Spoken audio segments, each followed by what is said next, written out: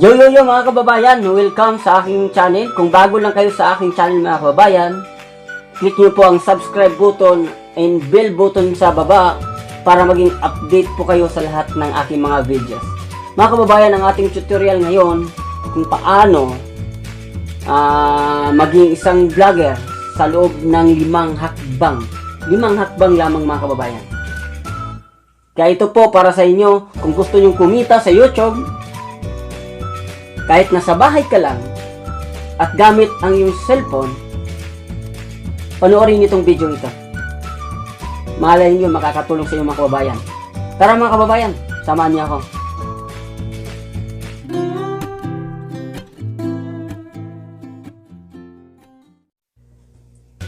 Ikaw ay bago pa lang bilang isang vlogger?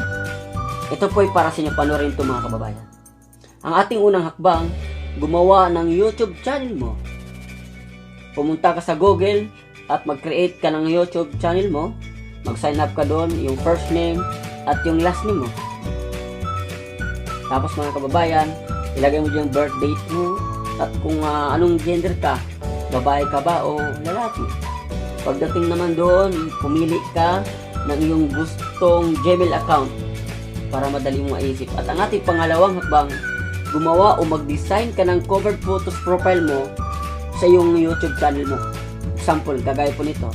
Meron ako dito ng covered photos at meron akong logo. At ang ating pangatlong hakbang, ihanda ang lahat ng mga gamit mo para sa vlogs mo. Kung kulang ka sa budget pambili ng laptop, cellphone lang pwede mo nang gamitin sa vlogs mo. Laptop, digital camera, cellphone, tripod, mic, balahibong pusa, LED lights, at saka itong complete setup na ito.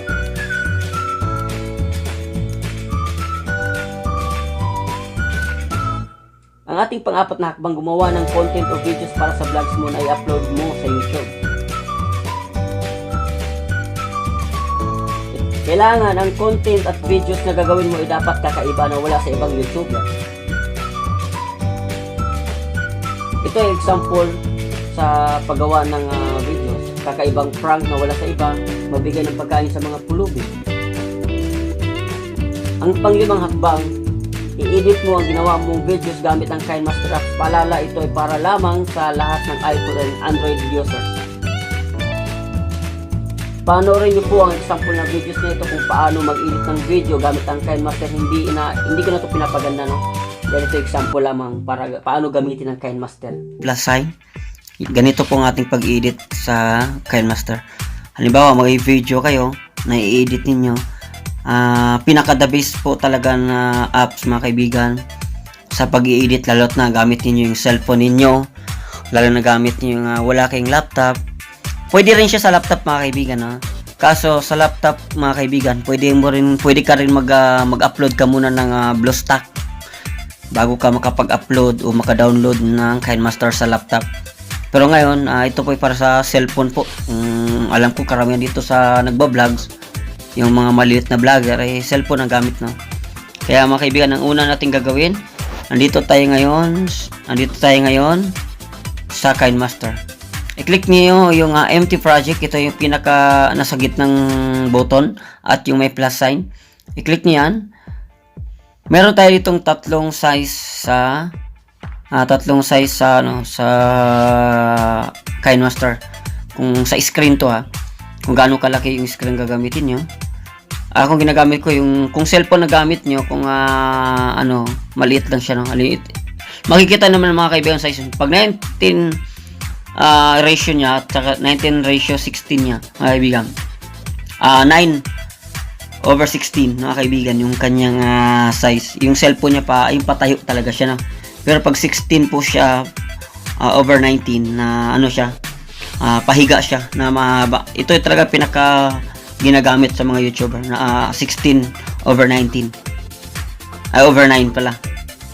16/9 pala. Hindi mga kaibigan, nandito na tayo sa ating KineMaster. Ngayon, paano natin i-edit ang ating video? Unang-una mga kaibigan, pupunta muna tayo sa media.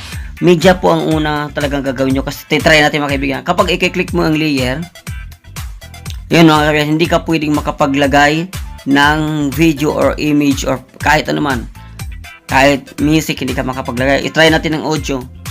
Hindi ka rin makapaglagay ng audio. Kasi nga mga kaibigan, ang pinaka-importante talaga sa KineMaster, bago ka makapag-edit ng mga video mo, kailangan mga kapatid, no, ay maglagay ka muna ng video mo sa doon sa media ka muna pumunta. I-click mo yung media, maghanap ka muna ng video ng iyong i-edit, no.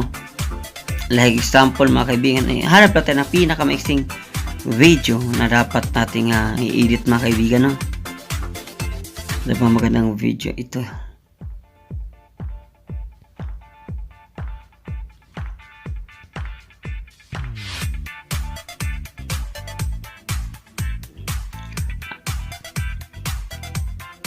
Hanap tayo ng video. Mas maganda video mga kaibigan kasi slideshow, no? Halimbawa, ganito.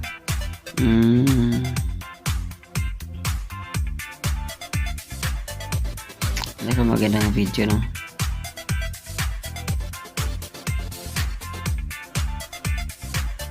Like example dito, video ng anak ko, ha. Ilalagay ko yung video ng anak ko mga kapatid. Antayin muna natin.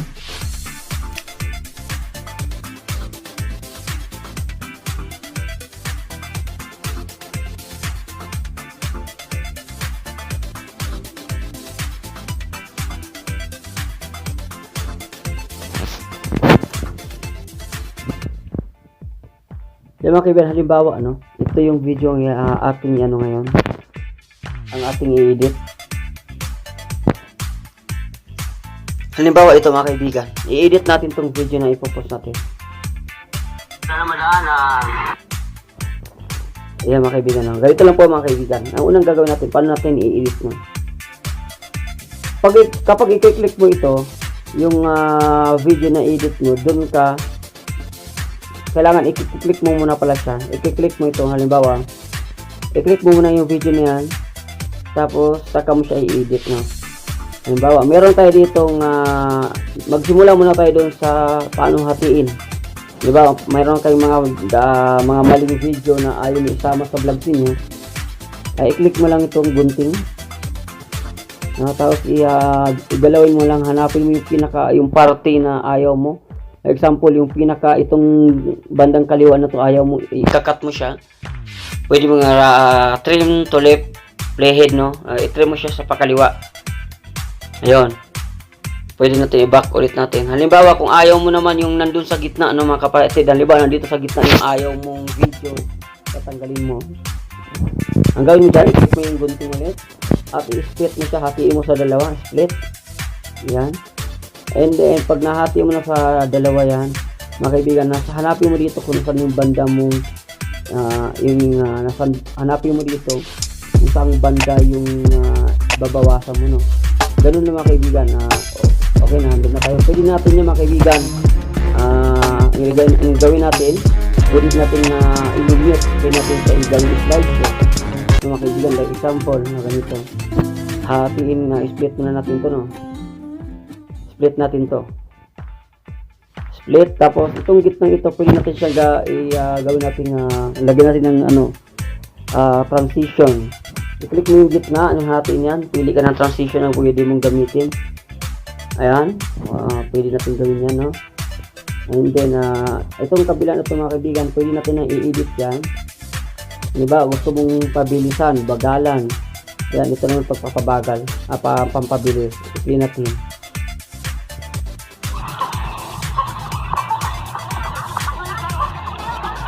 Yan, kung gusto mo na mapabagal mga kaibigan, pwede natin bagalan. Yan, pinakababa naman yun, no.